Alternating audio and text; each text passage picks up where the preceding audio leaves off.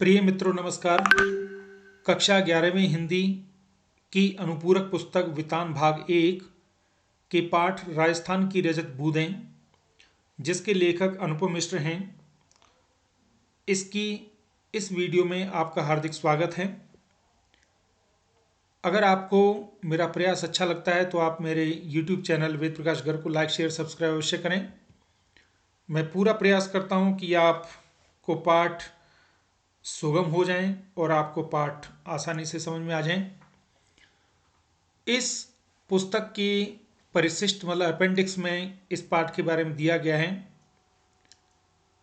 कि राजस्थान की रजत बूंदें इस पाठ का पाठ है और यह रचना एक राज्य विशेष राजस्थान की जल समस्या का समाधान मात्र नहीं है, यह जमीन की अतल गहराइयों में जीवन की पहचान है।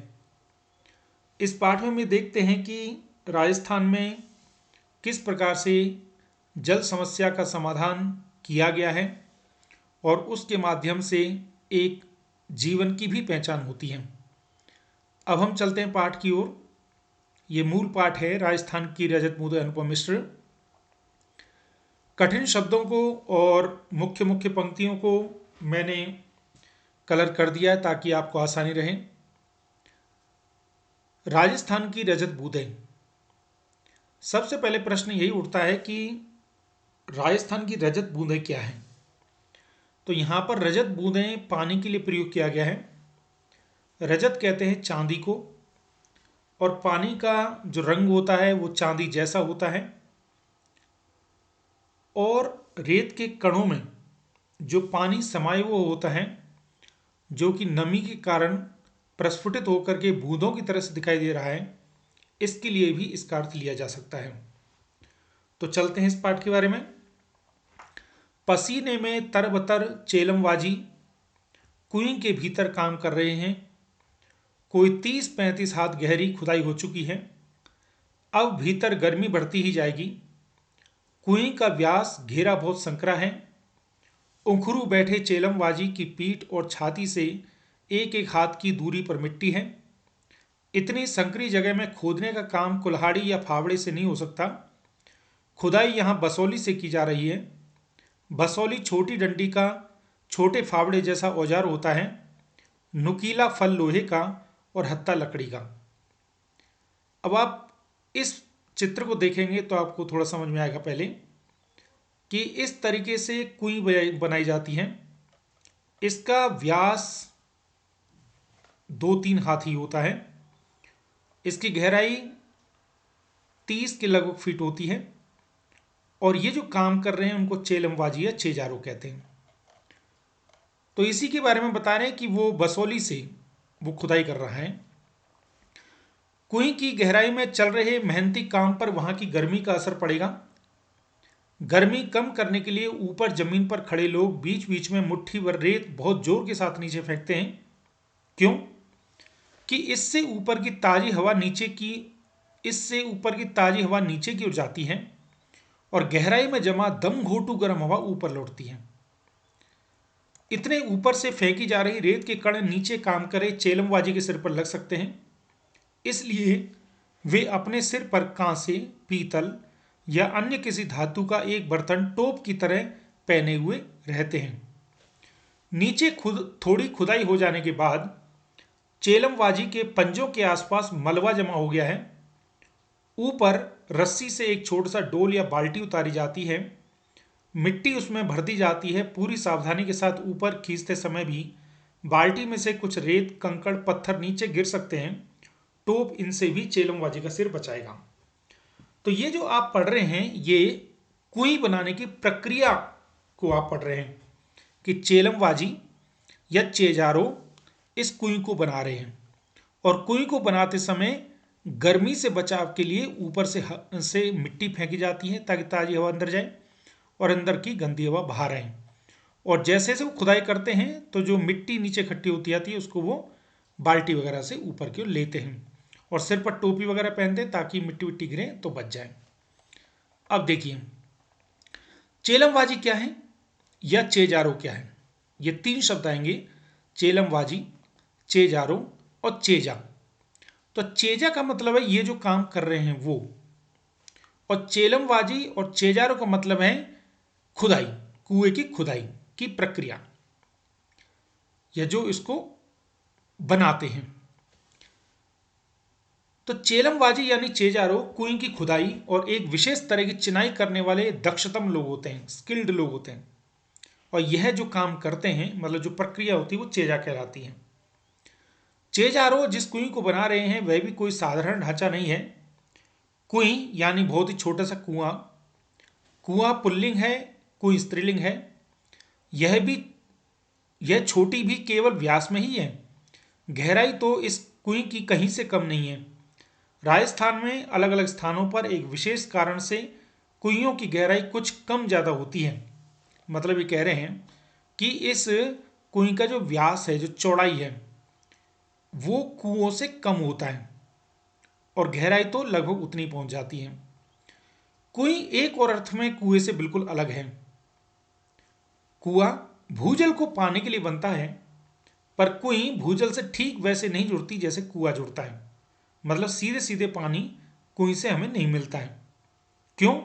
तो कैसे मिलता है इसको बता रहे हैं। कुएं वर्षा के जल को बड़े विचित्र ढंग से समेटती है, तब भी जबकि वर्षा नहीं होती। यानी कुएं में न तो सतह पर बहने वाला पानी है, न भूजल है। यह तो नेति नेति जैसा पेचीदा मामला है। मतलब नेति नेति मतलब अनिर्वचनीय, अवर्णनीय, मतलब जिसके बारे में कोई कुछ कह नहीं सकता। मरुभूमि में रेत का विस्तार और गहराई था है। यहां वर्षा अधिक मात्रा में भी हो तो उसे भूमि में समा जाने में देर नहीं लगती, पर कहीं कहीं मरुभूमि में रेत की सतह के नीचे प्राय 10-15 हाथ से 50-60 हाथ नीचे खड़िया पत्थर की पट्टी चलती है। यह पट्टी जहां भी है काफी लंबी चौड़ी है, पर रेत के नीचे दबी होने के कारण ऊपर से दिखती नहीं है। बस यही है, इसी के कारण ये पानी हमें मिलता है, क्योंकि जमीन का पानी इस पट्टी के कारण जमीन में नहीं जा पाता, भूतल मतलब पाताल में नहीं जा पाता है। ऐसे क्षेत्रों में बड़े कुएं खोदते समय मिट्टी में हो रहे परिवर्तन से खड़िया पट्टी का पता चल जाता है। बड़े कुओं में पानी तो 150-200 हाथ पर निकल आता है, पर वह प्राय खारा होता है, इसलिए पीने के काम में नहीं आता। बस तब इन क्षेत्रों में कुइयां बनाई जाती हैं। पट्टी खोजने में पीढ़ियों का अनुभव भी काम आता है। बरसात का पानी किसी क्षेत्र में एकदम बैठे नहीं तो पता चल जाता है कि रेत के नीचे ऐसी पट्टी चल रही है। अब ये कैसे पता चले कि कहाँ पर खड़िया की पट्टी है जिससे वहां पर कुएं बनाई है? तो इसके लिए बता रहे हैं कि वो पीढ़ियों का अनुभव यहां पर काम आता है। यह पट्टी वर्षा के जल को गहरे खारे भूजल तक जाकर मिलने से रोकती है। ऐसी स्थिति में उस बड़े क्षेत्र में वर्षा पानी भूमि की रेतीली सतह और नीचे चल रही पथरीली पट्टी के बीच में अटककर नमी की तरफ फैल जाता है। तेज पड़ने वाली गर्मी में इस नमी की भाप बनकर उड़ जाने की आशंका हो सकती है, पर ऐसे क्षेत्रों में प्रकृति की एक और अनोखी उदारता काम आती है। रेत के कण बहुत ही बारीक होते हैं। वे अन्यत्र मिलने वाली मिट्टी के कणों की तरह एक दूसरे से चिपकते नहीं हैं। जहां लगाव है वहां अलगाव भी होता है। जिस मिट्टी के कण परस्पर चिपकते हैं वे अपनी जगह भी छोड़ते हैं, और इसलिए वहां कुछ खाली स्थान छूट जाता है। जैसे दोमट या काली मिट्टी के क्षेत्र में गुजरात, मध्य प्रदेश, महाराष्ट्र, बिहार आदि में वर्षा बंद होने के बाद धूप निकलने पर मिट्टी के कण चिपकने लगते हैं और धरती में, खेत और आंगन में दरारें पड़ जाती हैं। धरती की संचित नमी इन दरारों से गर्मी पड़ते ही वाष्प बनकर वापस वातावरण में लौटने लगती है। पर यहां बिखरे रहने में ही संगठन है। मरुभूमि में रेत के कण समान रूप से बिखरे रहते हैं। यहां परस्पर लगाव नहीं, इसलिए अलगाव भी नहीं होता। पानी गिरने पर कण थोड़े भारी हो जाते हैं पर अपनी जगह नहीं छोड़ते हैं, इसलिए मरुभूमि में धरती पर दरारें नहीं पड़ती हैं। भीतर समाया वर्षा का जल भीतर ही बना रहता है। एक तरफ नीचे चल रही पट्टी इसकी रखवाली करती है, तो दूसरी तरफ ऊपर रेत के असंख्य कणों का पहरा बैठा रहता है। अब थोड़ा आप समझने की कोशिश करें कि कुइयों से पानी कैसे मिलता है।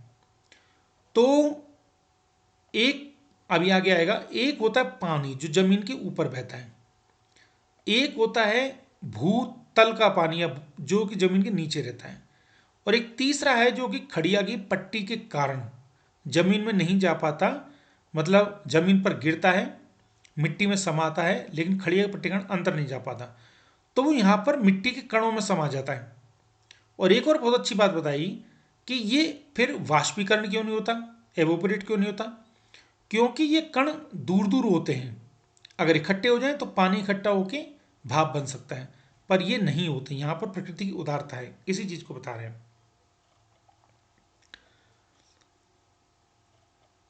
इस हिस्से में बरसी बूंद बूंद रेत में समाकर नमी में बदल जाती है।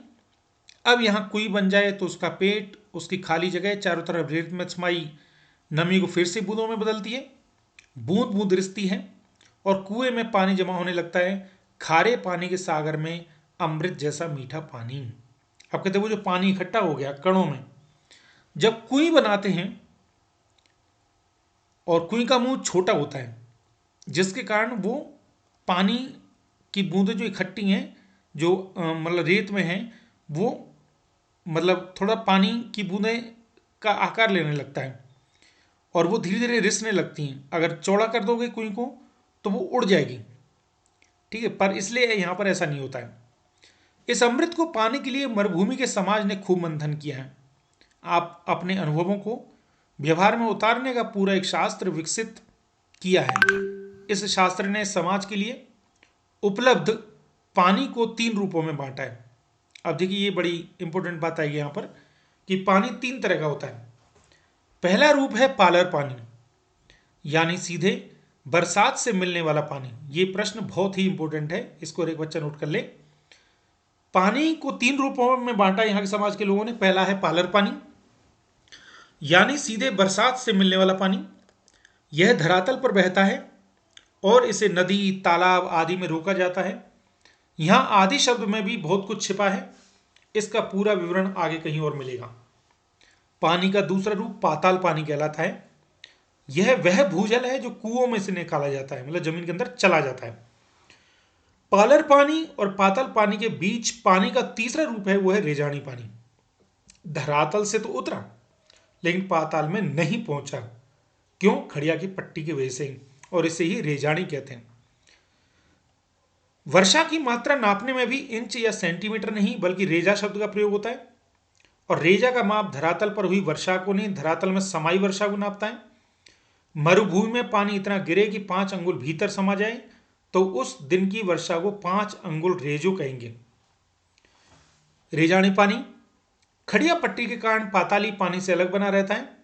ऐसी पट्टी के अभाव में रेजानी पानी धीरे धीरे नीचे जाकर पाताली पानी में मिलकर अपना विशिष्ट रूप खो देता है। यदि किसी जगह भूजल पाताली पानी खारा है तो रेजानी पानी भी उसमें मिलकर खारा हो जाता है। इस विशिष्ट रेजानी पानी को समेट सकने वाली कुई बनाना सचमुच एक विशिष्ट कला है। अब देखिए इसमें जो अभी तक जो बात आई, चेलम वाजो, चेजारो किसे कहते हैं, चेजा किसे कहते हैं, कुएं का व्यास कैसा होता है, कुएं से मतलब अंतर कैसे होता है उसमें, और 3 तरह का पानी क्या होता है। अब थोड़ा सा इसकी प्रक्रिया को बता रहे हैं कि कुएं बनाने की प्रक्रिया को, कि ये एक विशिष्ट कला है। 4-5 हाथ के व्यास की कुई को 30 से 60-65 हाथ की गहराई तक उतारने वाले चेजारो कुशलता और सावधानी की पूरी ऊंचाई नापते हैं। चेजो यानी चिनाई का श्रेष्ठतम काम कुई का प्राण है। इसमें थोड़ी सी भी चूक चेजारो के प्राण ले सकती है। हर दिन थोड़ी थोड़ी खुदाई होती है, डोल से मलबा निकाला जाता है और फिर आगे की खुदाई रोककर अब तक हो चुके काम की चिनाई की जाती है ताकि मिट्टी भसके धसे नहीं। 20-25 हाथ की गहराई तक जाते जाते गर्मी बढ़ती जाती है और हवा भी कम होने लगती है। तब ऊपर से मुट्ठी भर भर कर रेत नीचे तेजी से फेंकी जाती है। मरुभूमि में जो हवा रेत के विशाल टीलों तक को यहां से वहां तक उड़ा देती है, वही हवा यहाँ कुएं की गहराई में एक मुट्ठी रेत से उड़ने लगती है और पसीने में नहा रहे चेलमबाजी को राहत दे जाती है। कुछ जगहों पर कुएं बनाने का यह कठिन काम और भी कठिन हो जाता है। किसी किसी जगह ईंट की चिनाई से मिट्टी को रोकना संभव नहीं हो पाता है, तब कुएं को रस्से से बांधा जाता है। पहले दिन कुएं खोदने के साथ साथ खींप नाम की घास का ढेर जमा कर लिया जाता है। अब खींप क्या है? एक प्रकार की घास है जिसके रेशों से रस्सी बनाई जाती है। चेजारो खुदाई शुरू करते हैं और बाकी लोग खींप की घास से कोई 3 अंगुल मोटा रस्सा बनाने लगते हैं। पहले दिन का काम पूरा होते होते कुएं कोई 10 हाथ गहरी हो जाती है। इसके तल पर दीवार के साथ सटाकर रस्से का पहला गोला बिछाया जाता है, फिर उसके ऊपर दूसरा, तीसरा, चौथा, इस तरह ऊपर आते जाते रहते हैं। खींप घास से बना खुरदरा मोटा रस्सा हर घेरे पर अपना वजन डालता है और बटी हुई लड़ियां एक दूसरे में फंसकर मजबूती से एक के ऊपर एक बैठती जाती हैं। रस्से का आखिरी छोर ऊपर रहता है।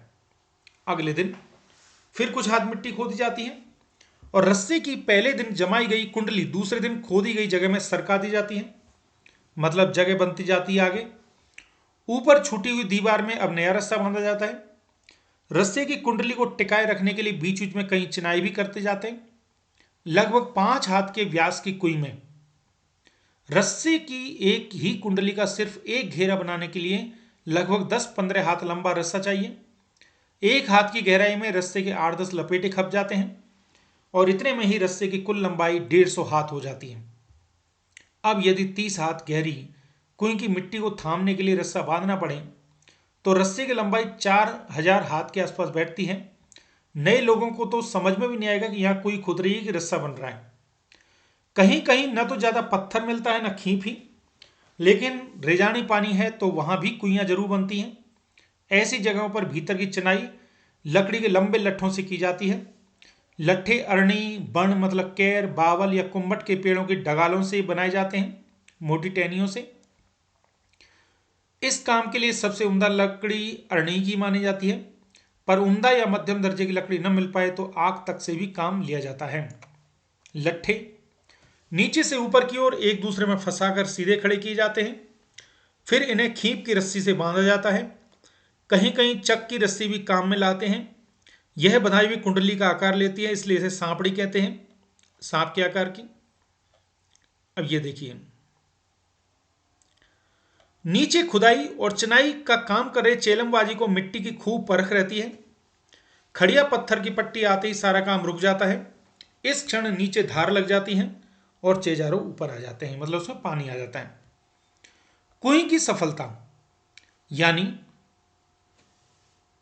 सजलता उत्सव का अवसर बन जाती है। यूं तो पहले दिन से काम करने वालों का विशेष ध्यान रखना यहाँ की परंपरा है, पर काम जब पूरा हो जाता है तो विशेष भोज का आयोजन होता था। चेलमबाजी को विदाई के समय तरह तरह की भेंट दी जाती थी। चेजारों के साथ गांव का यह संबंध उसी दिन नहीं टूट जाता था। आज प्रथा, आज प्रथा मतलब इस प्रथा के अंतर्गत जिसने कुआं खोदा है उसको वर्षभर सम्मानित किया था। आज प्रथा से उन्हें वर्षभर के 30 त्योहारों में विवाह जैसे मंगल अवसरों पर नेक भेंट दी जाती और फसल आने पर खलियान में उनके नाम से अनाज का एक अलग ढेर भी लगता था। अब सिर्फ मजदूरी देकर भी काम करवाने का रिवाज आ गया है। अभी कह रहे हैं आजकल लोगों की नज़रों में केवल एक मजदूरी वाली दृष्टि रह गई है कि वो केवल मजदूर है। पहले मजदूर के साथ उनका विशेष सम्मान किया जाता था। कई जगहों पर चेजारों के बदले सामान्य गृहस्थ भी इस विशिष्ट कला में कुशल बन जाते थे। जैसलमेर के अनेक गांवों में पालीवाल ब्राह्मणों और मेघ वालों, जो कि अनुसूचित जाति के अंतर्गत के हाथों से 100-200 वर्ष पहले बनी पार या कुइयां आज भी बिना थके पानी जुटा रही हैं। कुएं का मुंह छोटा रखने के 3 बड़े कारण हैं। ये अच्छा प्रश्न है कि कुएं का मुंह छोटा क्यों रखा जाता है। तो कह रहे हैं, पहला, रेत में जमा नमी से पानी की बूंद बहुत धीरे धीरे रिसती रहती है।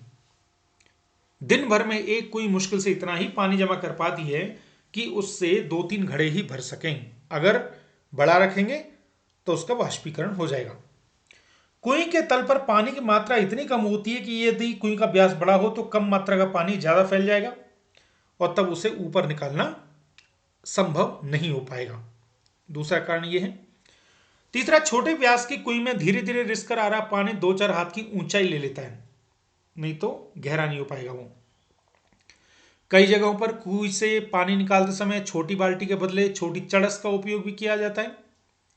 धातु की बाल्टी पानी में आसानी से डूबती नहीं क्योंकि जगह ही कम है, पर चड़स पानी से टकराता है, ऊपर का वजनी भाग नीचे के भाग पर गिरता है और इस तरह कम मात्रा के पानी में भी ठीक से डूब जाता है। भर जाने के बाद ऊपर उड़ते चड़स अपना पूरा आकार ले लेता है। चड़स मतलब एक लोटा टाइप का। पिछले दौर में ऐसे कुछ गांव के आसपास से सड़कें निकली हैं, ट्रक दौड़े हैं, ट्रकों की फटी ट्यूब से भी छोटी चटसी बनने लगी हैं, मतलब रबड़ की।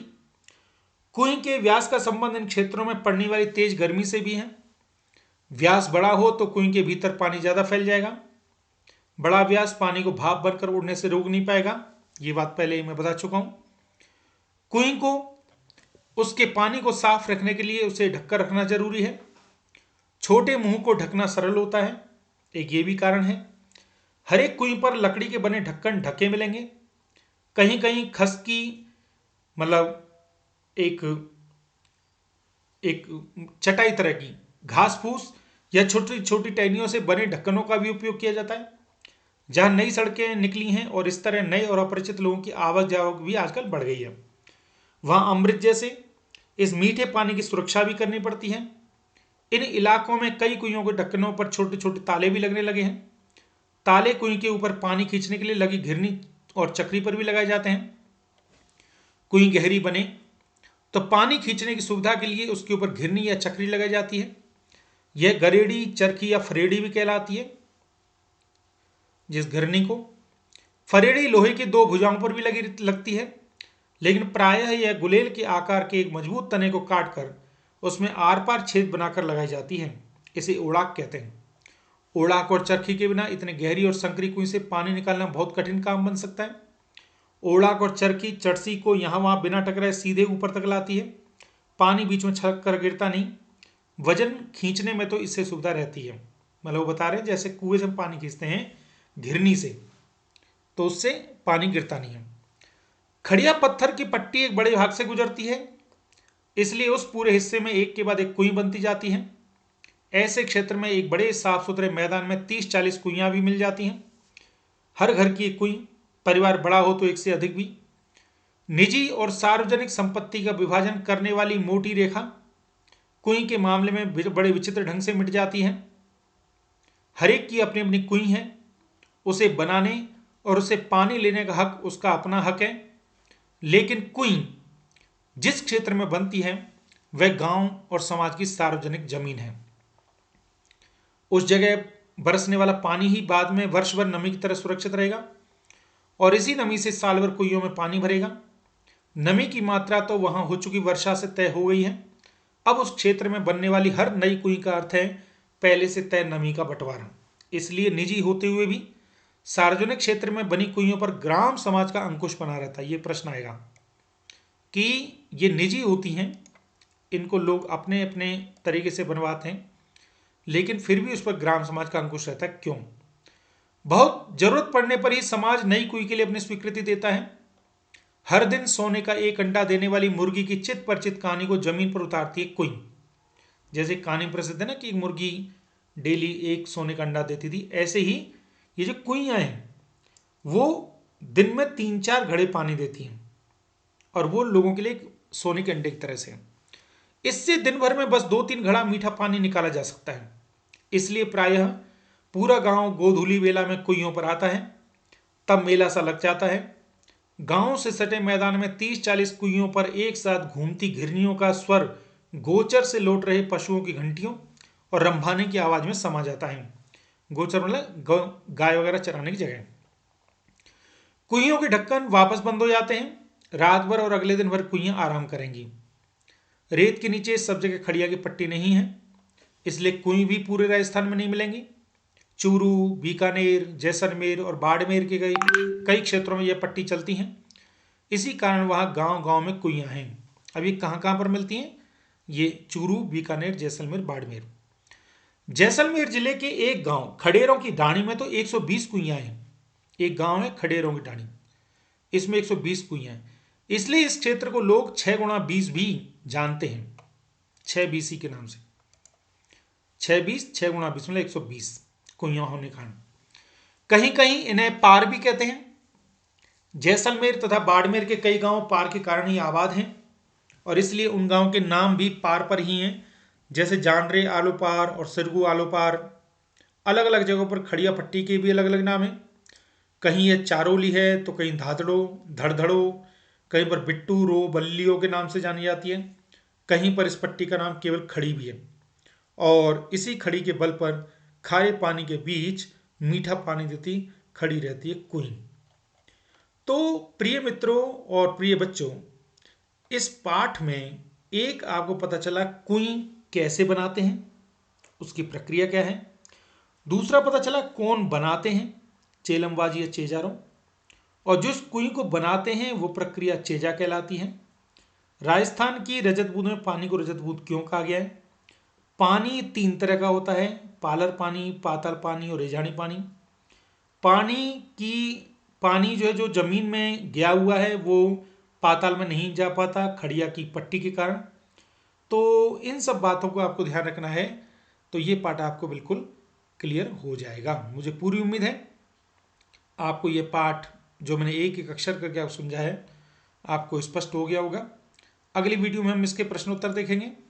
अगर आपको मेरा प्रयास अच्छा लगा हो तो आप मेरे YouTube चैनल वेद प्रकाश घर को लाइक शेयर सब्सक्राइब अवश्य करें।